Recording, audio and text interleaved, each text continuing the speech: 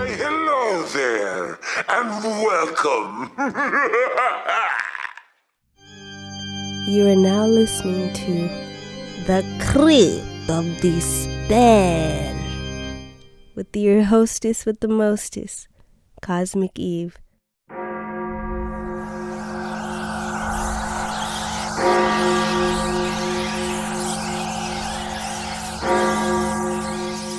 What are you doing here?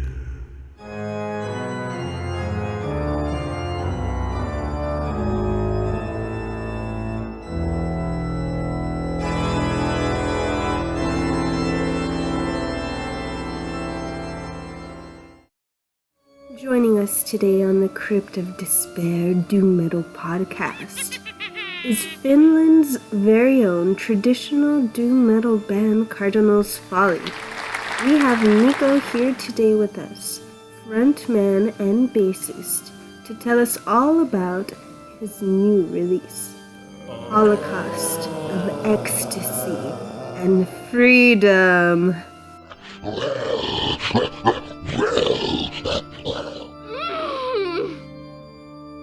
Hey you fucking freaks, it's Mikko from Cardinals Folly, and you're listening to Crypt of Despair, if you just dare. Let's hear a sneak peek of the upcoming album, coming soon. This is Cardinals Folly, La Papesse.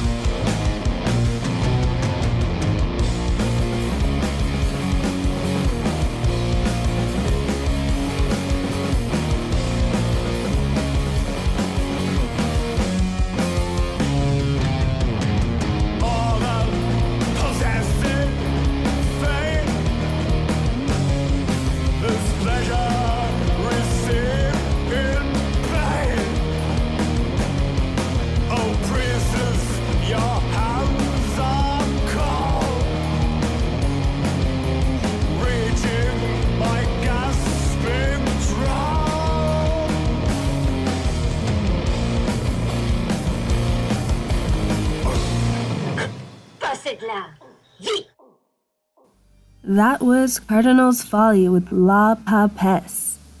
Thank you, Mikko, for being on the show with us today. I really appreciate it. Your soul is mine forever.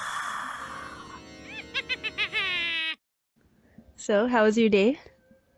It's been fine. I mean, I'm just sitting here sipping beer and trying out my hard nipples through a t-shirt because it's getting rather chilly here in the land of the northernmost killers. You know, I can't believe I just quoted a sentence there, but they used to be a good band, so whatever. You're sitting there in your mesh net muscle shirt, some razor sharp nips just poking right through. Oh yeah, I bet. you got it all pictured, baby. Yep, I already know. How the fuck do you know that I have a shirt like that? Seriously. You know, Europeans. Yeah, that's true. Adjusting my volume levels. I guess hey, that's weird. I keep on putting it at 66 and then it moves. That's nothing weird, that's pretty normal. Trying to get that numerology right. You shouldn't screw that up, keep it there. Yeah, okay, it's right at 66. It's not moving anymore. Eerie things will probably persist during our interview, so if you hear any ghosts wailing or any rattling chains, you know, it's just the spirit world. We should let it in. Oh. We need 11 more to make it 13. Yeah, hopefully whenever I'm listening to the playback, there won't be any strange white noise. Cardinals Folly.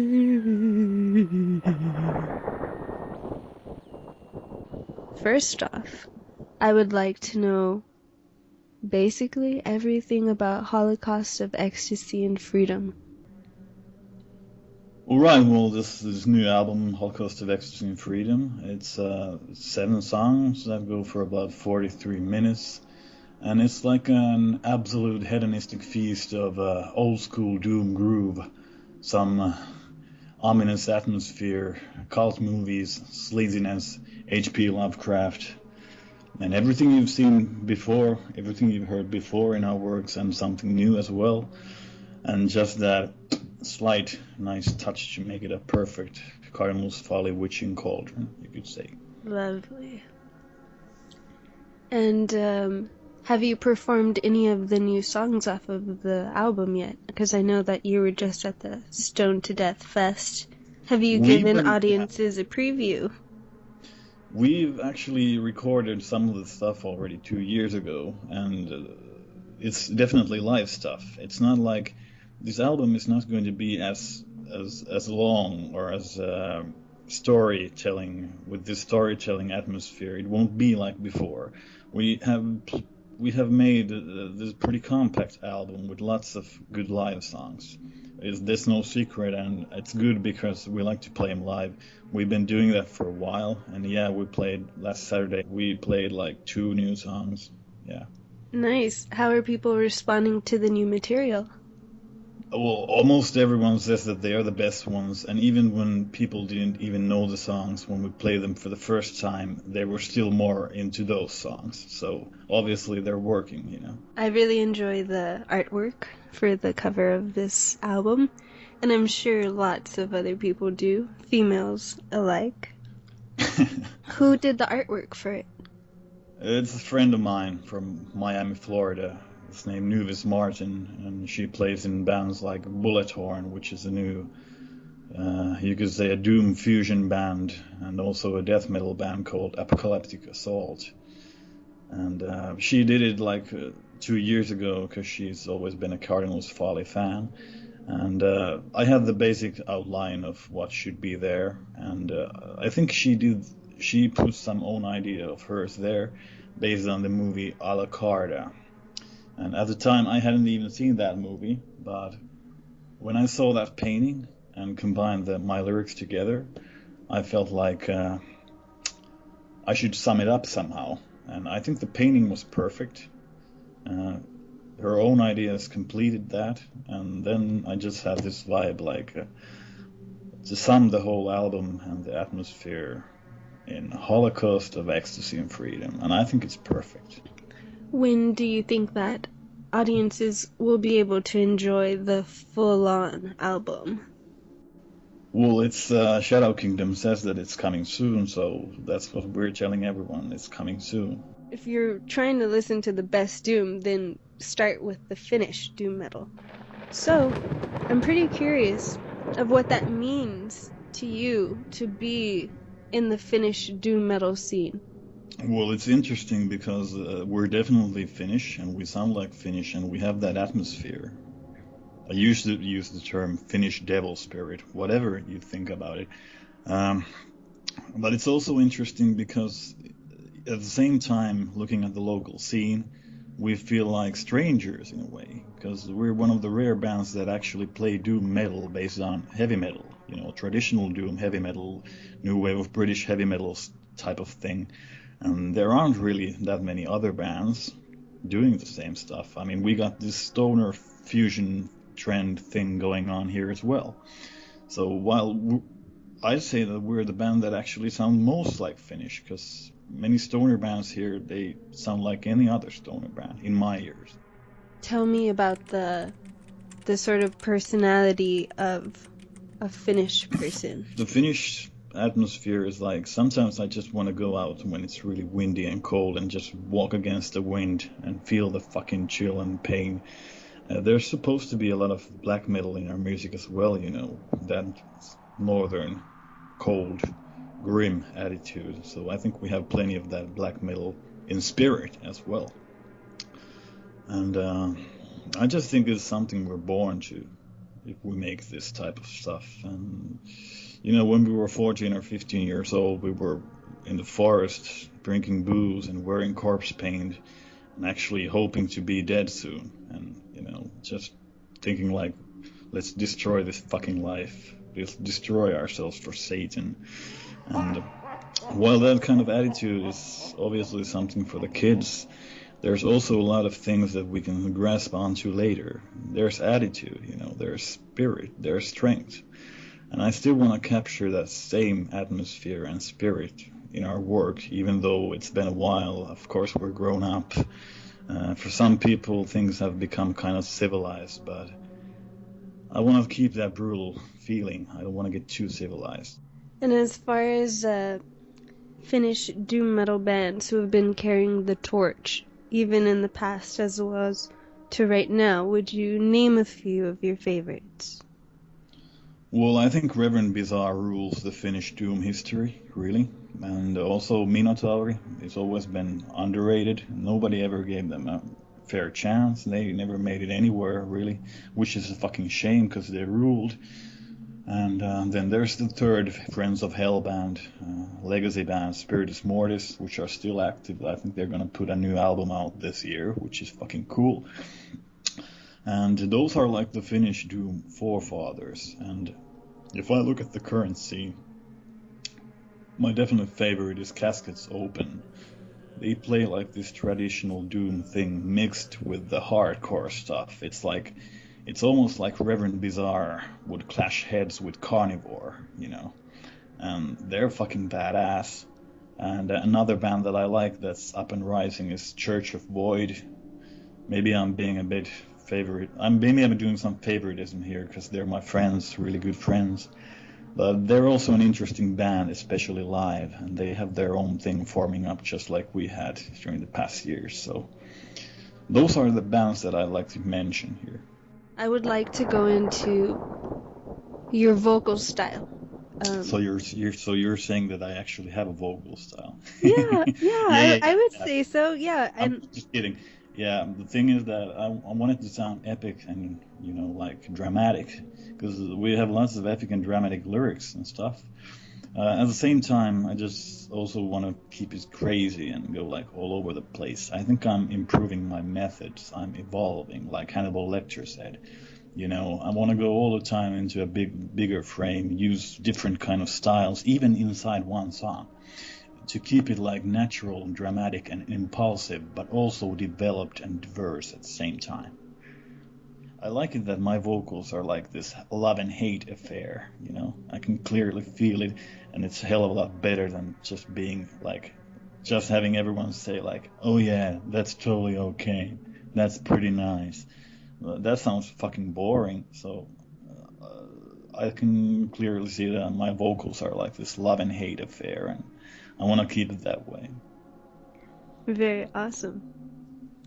All right, so going into our next point, we will be talking about Cardinals Folly's previous releases. So do you have any favorites? Is there a sort of crowd favorite? That sort of thing. Well, I think for me, the latest one is always the best because I think every time we go to the studio, we improve ourselves a bit. I think we're going forward since day one. We've improved everything all the time. And I think every record is like we've summed up what we have been during that era. So it's like a documentation of that era. And the old EPs, they feel really nostalgic to me, especially when Shadow Kingdom put out the compilation with all those unreleased tracks of that time. So for a long time, that was the most special thing for me. But since we got this new lineup, I have to say that the new songs are definitely the biggest for me. And I think people like the new songs the best, and before that they used to like that old stuff from the EPs, like Blood Axis Raiders. Every time we play that fucking Blood Axis Raiders on gigs, people just went crazy, and so did we. How do you feel during a live performance? Well, we prepare ourselves pretty well, I think. We rehearse, seriously, we do that. We want to get prepared, like, very strictly, so that we could actually go crazy on the gigs. I want to think that every gig is a feast, special experience, and I just want to make it, people make it. It's the crowd. If they like it, I just get a huge amount of power from that. It's like an electric surge in my brain. Well, same thing last time. We always start a bit easy, but after a few songs, if people like it, I just go crazy, and we enjoy it a hell of a lot. And going to the crowd, we do that with the Blood Axis Raiders, maybe with some other songs in the future, I don't know. We do what we like, we're living in the moment. We might do that or something else or nothing, every gig is different. We don't want to get into it too much of a routine, we have no live standards. Of course we gotta play well and make it a good show, but those are the rules. Just make it a good show. Nice. What sort of gear are you guys using? Well, pretty traditional. I just have a Marshall amp, and I'm playing a Gibson SG bass with a heavy metal distortion pedal. Our guitarist is using Big Muff, and he has a Dean guitar, and I don't even know what head he's using nowadays because he changed that. So we just want to have a traditional heavy sound. We don't need a shitload of pedals. We're not a band like that. I would like to know very much about your horror and literary influences. So I know you're a big reader, and I know that you love your films. So how has this influenced your lyrical content, or, just overall the atmosphere, the vibe contributing to Cardinals Folly? Well, regarding films, I must say that the film influence has always been there, but on this upcoming album, Holocaust of Ecstasy and Freedom, I think it's clearly a film tribute album to some extent, because we got tracks like Psychomania, which is based on a 1971 biker horror movie. It's a total classic. Everyone should see that. And also La Papesse, which you're playing on this show, I think, is based on totally obscure and weird French erotic horror movie by Mario Mercer. It was done in 1975, and it's really a thing of its own. It's something that's in my brain almost daily. I'm obsessed by that shit. I just had to do a song about that. They should fucking make a remake of that film with our song on the soundtrack.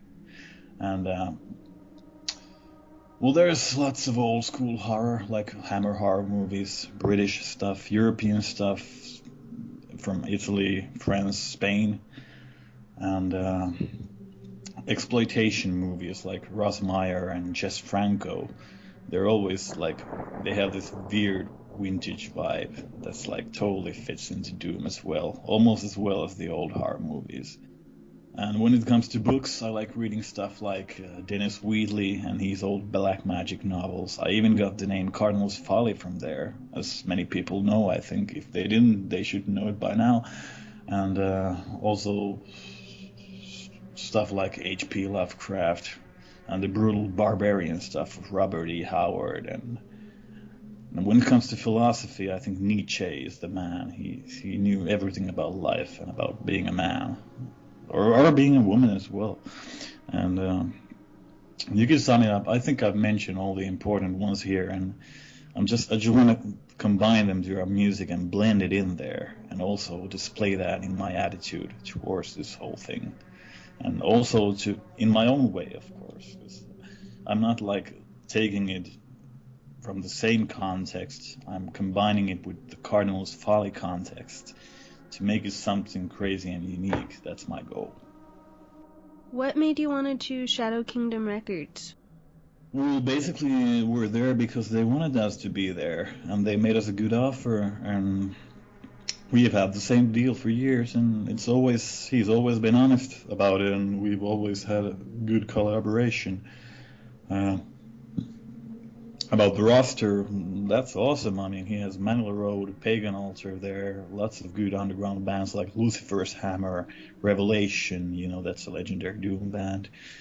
And he's also putting out lots of these obscure gems from the 80s and 70s that nobody ever discovered back then, like Power Lord and stuff like that. So it's an easy label to like. He knows his stuff about heavy metal and doom metal, black metal and old British heavy metal and all this stuff. So I don't think we ever got better offers from anywhere. How do you feel carrying the torch for traditional doom metal? Well, I think we're carrying it pretty faithfully. We don't want to keep it too faithful because that might be a bit boring in the long run. But we want to stay on the path that's been created by Black Sabbath, and then Pentagram, Saint Vitus, and also all the old metal bands, Bathory, Motorhead, Iron Maiden, all this stuff as well. We want to combine the influence from all the old metal bands that we like. Even the first waves of black metal, like Venom and Burzum, even that. Would you say that audiences are very, maybe, in reverence of that sort of lyrical content? Well, I think the old school metal will always be there because it has its own special strength and power, and that's where it all came from. We're just recreating the stuff, and that doesn't mean that we'd have to be some stagnated and boring fucking clone. Of course, like I've said like 100 times on this evening, I want to keep it. Want to keep the own craziness in there, but it doesn't change the fact that metal is what it is. You just have to make your own special witching cauldron mix using the ingredients, and that's what we're doing. And we're definitely staying on the metal side of things. We're not.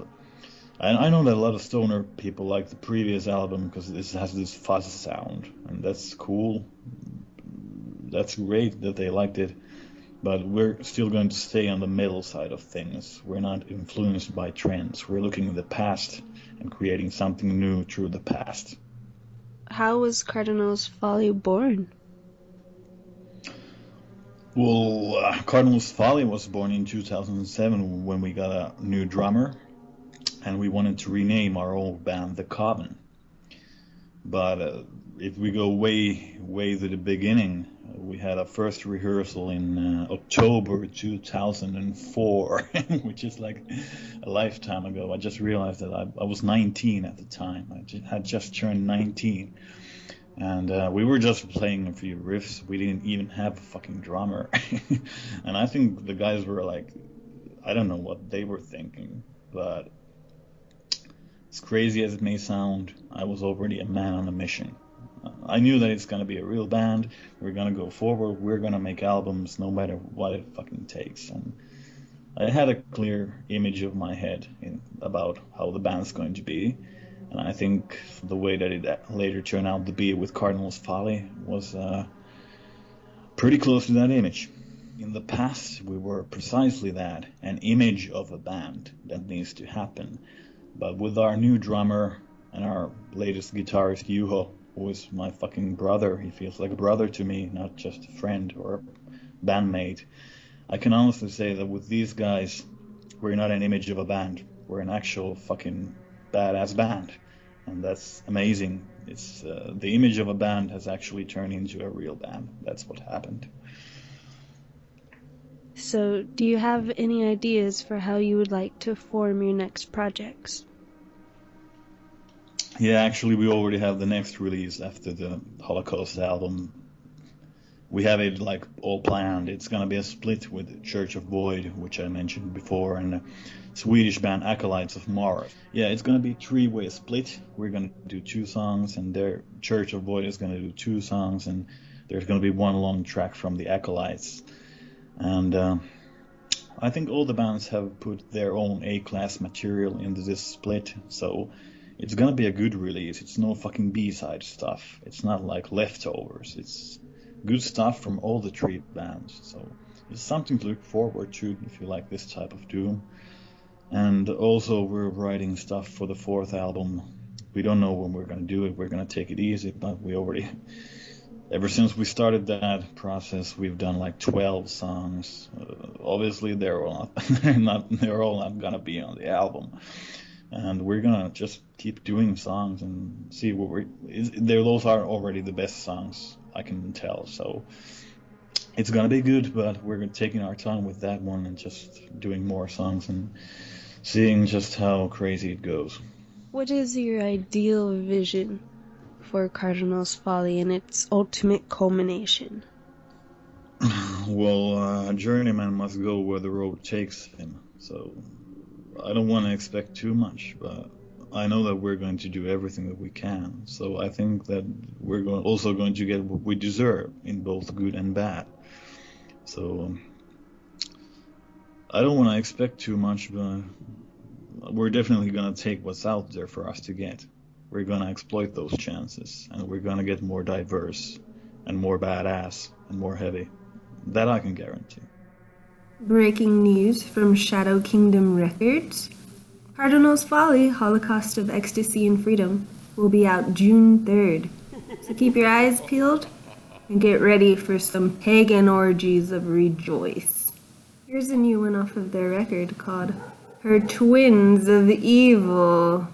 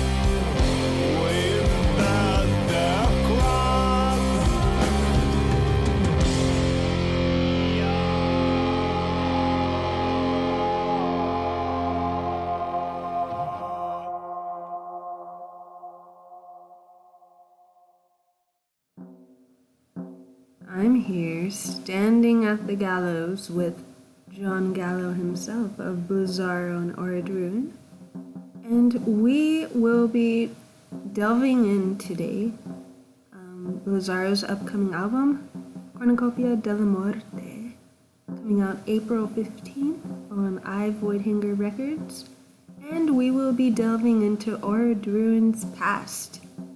So step right up, John. It's your turn.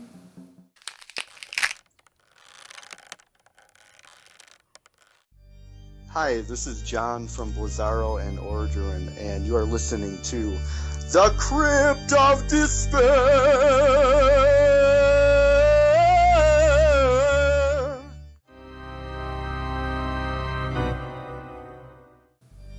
Here's a fresh one for all you dungeon dwellers. This is Frozen Awakening, off of the new album.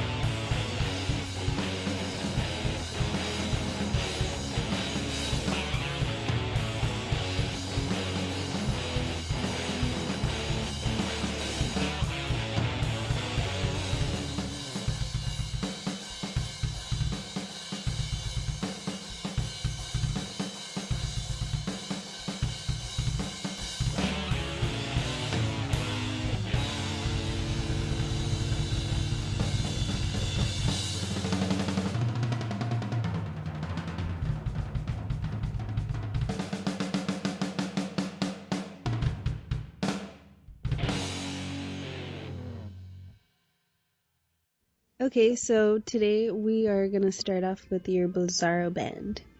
Okay. So I was taking a listen, and I thought it was really awesome how it's sort of like that nightmarish emphasis on the organ, and it's almost like a circus or like a sort of a like marionette ballet or some sort, Yeah. some sort of twisted like invention. Different, like a carnival of weird doom music and otherworldly things or something. I don't know. Yeah. I really dig it. So I wanted to ask you, how did you come about creating your style, or, Well- how would you describe it? Well, that band.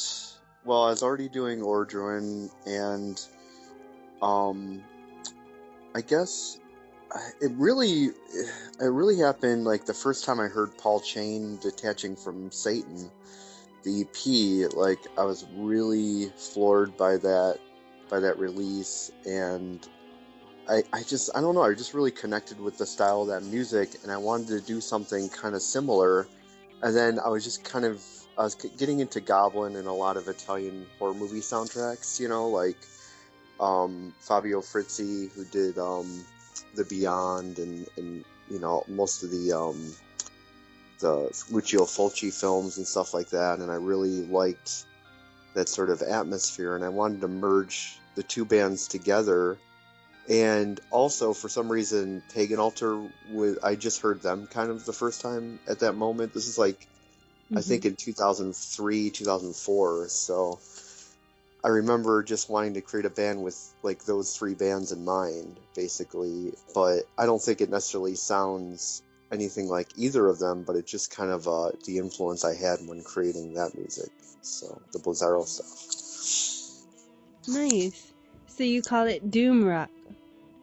Yeah, I guess, or horror rock. I don't know. Cool. Yeah, it is very much its own like sort of vibe within the genre. I dig it. Yeah, like I think that first song that's on horror rock is called Sea of Darkness. It's like 10 minutes long, and that was really the first song that was written for that band. I started just recording and writing on my computer, and I ended up coming up with this this long ass song, and I wasn't sure if I was gonna like use it for Orodruin at the time, and I just decided to use it for Blizaro, and that ended one of the first songs I wrote for the band. But in the beginning, it was basically just me. I didn't really have a live lineup or anything like that. Yeah, that's what I was just about to ask about your role in the band. So you started off as a sort of one-man band. How did that go on?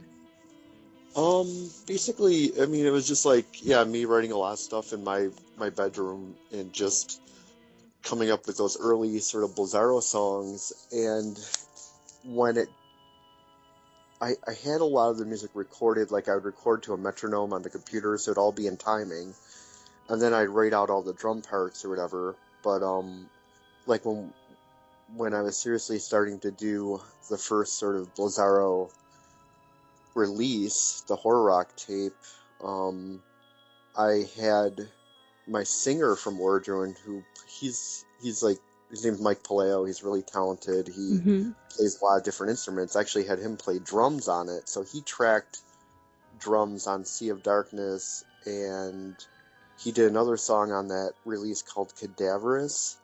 And he actually did one or two more songs on Blue Tape too, which during those sessions, I actually had him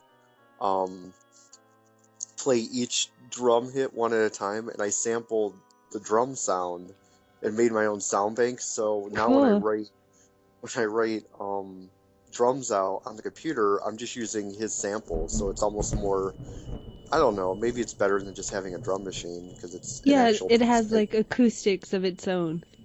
Yeah, and it's not like super produced sounding. It just got like this sort of raw kind of, I guess, kind of almost like a 70s prog rock drum feel, I guess, you know, more isolated. Awesome. And is it the same lineup all the way throughout to your current release?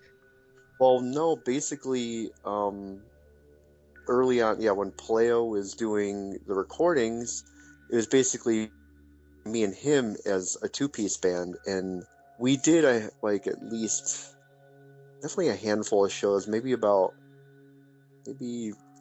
under 10 shows we did from like 2000, I'd say 7 to about 2008 or 9, and that was basically the first incarnation, and we never really played anything from the releases that I wrote. We would actually the stuff we'd play live would be improv, and it would be I'd just start playing a riff, and then he would adapt to it, and then I would just change up the riffs as we go. And when I do vocals, I would just make up lyrics, and it'd kind of be like Paul Chain in that sense, you know. Awesome. But I think that's very cool. You know, like the way each person vibes off. That's very spontaneous, I guess, like music, like true music in the making. Yeah, it was fun. Like, it definitely, sometimes I miss that element. Like, Blizaro, like, now the newer lineup that we have, we don't do as much improv stuff. We started more learning some of the songs I had written, and then we wrote new stuff with the newer band. So I guess we kind of turned more traditional doom in a way, but we still have some of the weirdness. You know what I mean? It's Mm-hmm.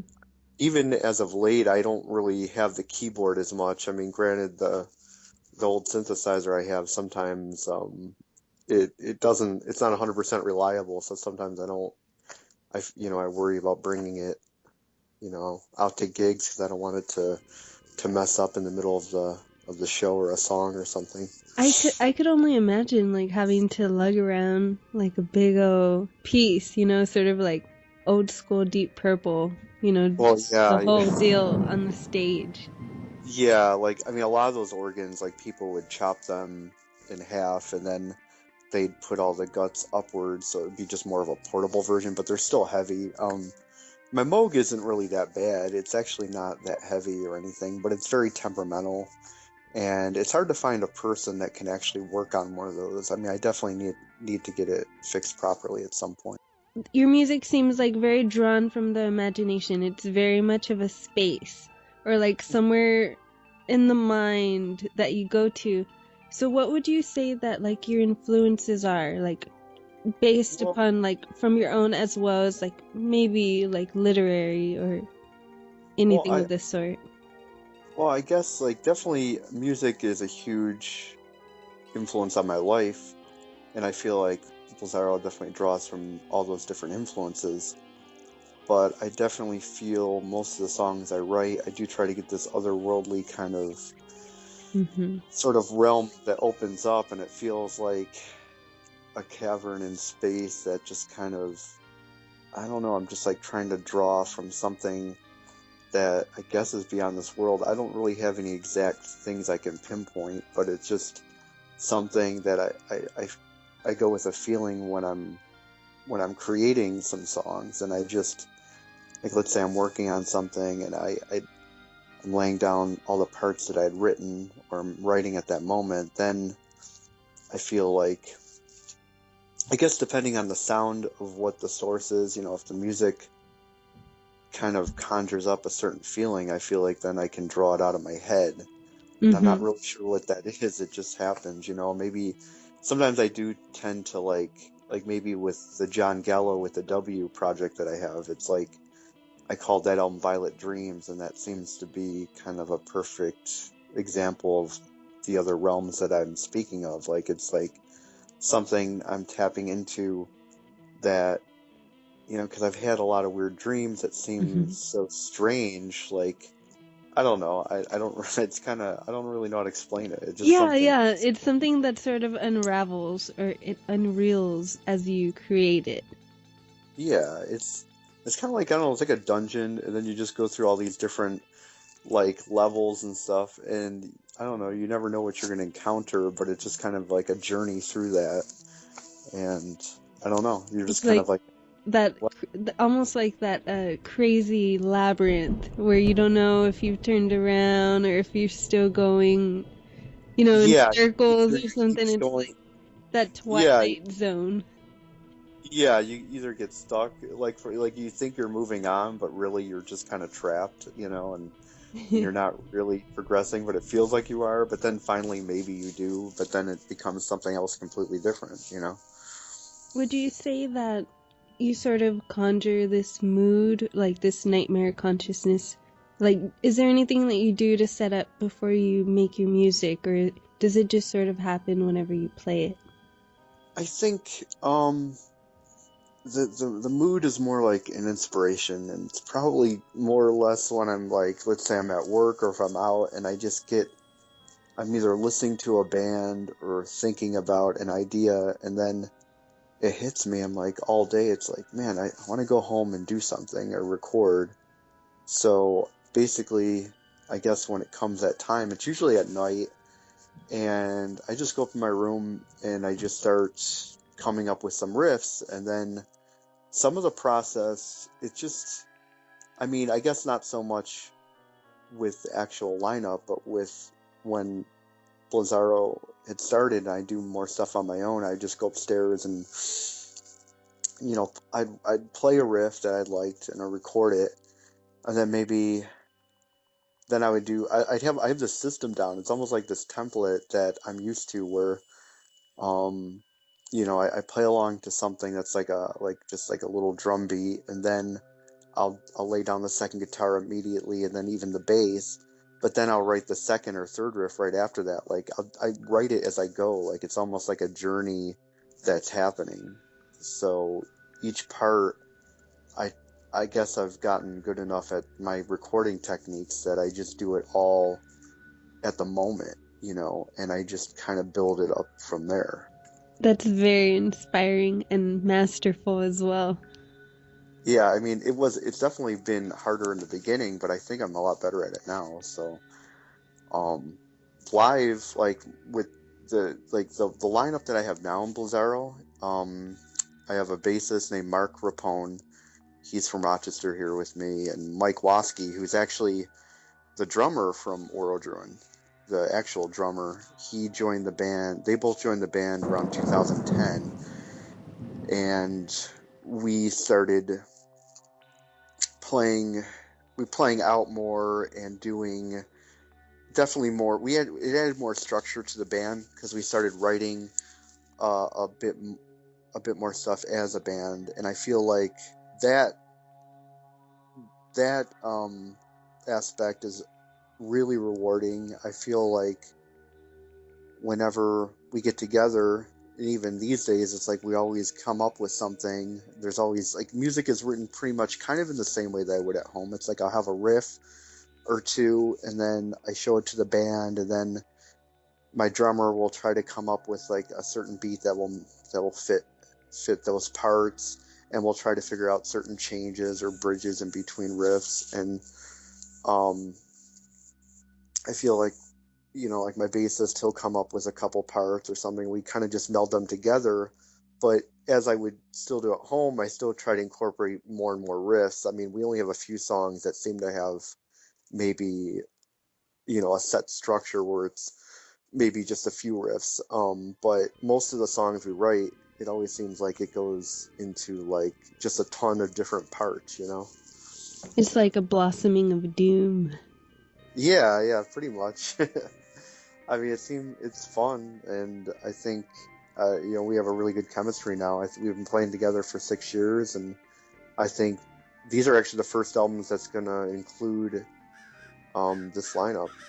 Cornucopia della Morte, that's coming out at I Void Hanger in April. That's an album that was recorded. It started recording a few years. Actually, it started freaking recording in 2011. We did the drums, and I guess we had been working on it for a couple years, and it was originally supposed to come out on Razorback Records, and for some reason, it seemed like at the time we were just in some slump where we just couldn't get, I don't know, like, no matter what we were doing with the recording, we just felt like it wasn't sounding exactly the way we thought it should. And I guess we sort of shelved it for a while, and I think basically we decided, like, well, we're not going to release this, we'll just we had kind of shelved, like, even playing some of those songs. Like, I think only one or two we'd still play live, but then, only recently, since we've been writing all this new material and recording again, which this was going to be properly for Razorback, the record label. How do I explain this? It's funny because I told you this story yesterday, but we weren't actually recording that one. But but basically, I had gotten also on another label in that time, I Void Hanger, and they had put out the Strange Doorways double CD of like all the earlier Blizaro stuff, and Luciano at that label had heard some of the tracks that we had already leaked from the original Cornucopia album, so he wanted to, he was really interested in releasing it. He was like, well, what are you going to do with that Cornucopia album? Like, is it anything happening with it? I was like, well, I don't know. It seemed like it wasn't that good. I don't know if it represents the band, blah, blah, blah. And I went back and I listened to the songs. I was like, holy shit, this is a pretty good production. The songs actually sound pretty awesome. It's like, why the hell aren't we releasing this? We could just say it's like demo-y kind of stuff, or like, not even as polished, but it actually does sound pretty polished. So I guess it worked out good. We decided to do it through him, and Razorback was cool with it because they're going to release the brand new album, which is going to be self-titled, and that's also coming out like around May. So right now we'll move into the Orodruin, sort of the interview shift, if you will. Yeah, no problem. So tell me about the history and the origins of the band. Like, how did it come about? Well, Orodruin started in 1997 or so. That was like around the time when I was probably really getting into a lot of doom metal. I liked Cathedral and St. Vitus and Candlemass and all that stuff. And I remember I wanted to start a band that was definitely doom metal or whatever. And the logo, I even used like that sort of font that Cathedral would use, but I added some weird stuff to it. And I remember soon after that, it's like I also like new wave British heavy metal and old school metal stuff, and I also wanted to do something in that field. So when we went to record that first demo, I guess it ended up being a little bit more classic metal, although the second song on it is kind of doom metal in a way. But so yeah, initially it started a long time ago. I was like 18 years old, and my cousin Nick also played guitar, so I wanted him to be a part of it. And his best friend Mike Paleo, who he went to school with, who are also still the members of Orodruin, they were the earliest members. They were like 15 or 16 at the time, and we went and recorded our first demo around like January of 1990.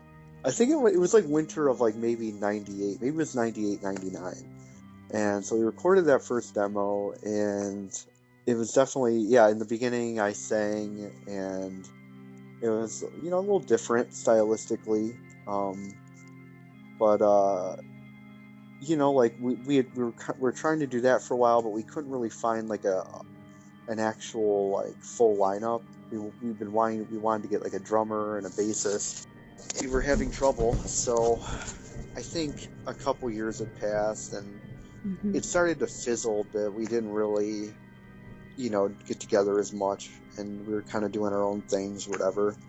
And I remember sometime around 2001, started writing some riffs again. It was very influenced by like St. Vitus and Trouble and a lot of old school doom stuff. And I remember sending these riffs over to Nick and Mike. And actually also in that time frame, I had met Mike Watsky, who's a drummer, because I tried out for a band that he used to be in called 137 that was from Rochester as well.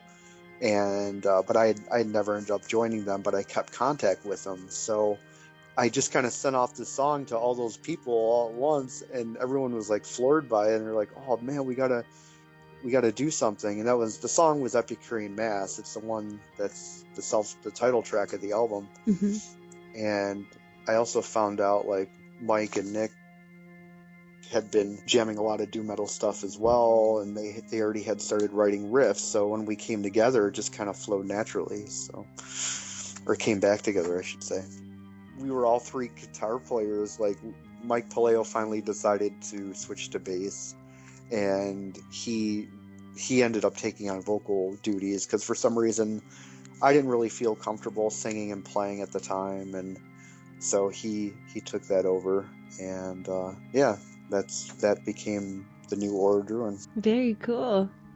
Would you tell me about the Reverend Bizarre split that y'all did? Because, I don't know, that just seems sort of like a core connection to like the forefathers of Doom, or like what people consider like the pillars or the torch holders for Doom metal. Yeah, well, I remember hearing about Reverend Blizaro pretty early on. It was like maybe 2000, 2001 or something. I found them online, and they had this website. It was like back in the day of like GeoCities and all those sites that they used to have, but I think they used to have this like website address called reverend.showsit.net or something. And I remember going there, and they had only their demo show listed. It was like Slice of Doom. It was like a 5-song demo, and I remember hearing that, and I was like, man, this is like some fucking awesome doom metal. Like, no one was really doing anything like that at the time. Like, I mean, I guess we were listening kind of like Electric Wizard and that band Warhorse were kind of heavy for that time frame, but Blizaro had an older sound, and that's something that Orodruin was influenced by too. And I remember in the earliest days, I was like, I think it was even before that band even finished their first album in the Rectory. I remember talking to, getting to know those guys and saying like, hey, we got to do a split. And it was always in the back of our heads. So after they put out their first album, and then ours was being recorded at the same time, I think we didn't actually get ours out to early 2003. We had always kept in contact, and eventually we got to the right time where we found a label, which was Hellride Music, which really wasn't a record label. They're a forum that we would hang out in and talk about old school doom and all that. But Chris Barnes over there decided to put out the split, and it became a 12-inch split because it's we're both doom metal bands, and we wanted to have a lot more room. So that's how it came about. I think it was officially released in 2004. Yeah, we actually had them ready when we did our first tour in Europe, and in the spring of 2004 we went to Doom Shall Rise, and we did about two weeks around like Hungary, Austria, Germany. We did Holland and Belgium, and then we came home pretty much after that. How is the live gig atmosphere for your band?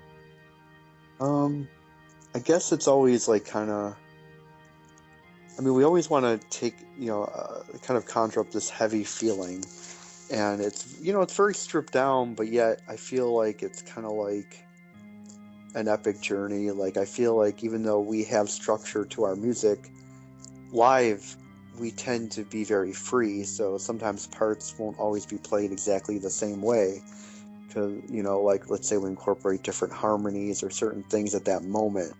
I think Orodruin's a very live kind of band that's very free, and we can feed off each other really well.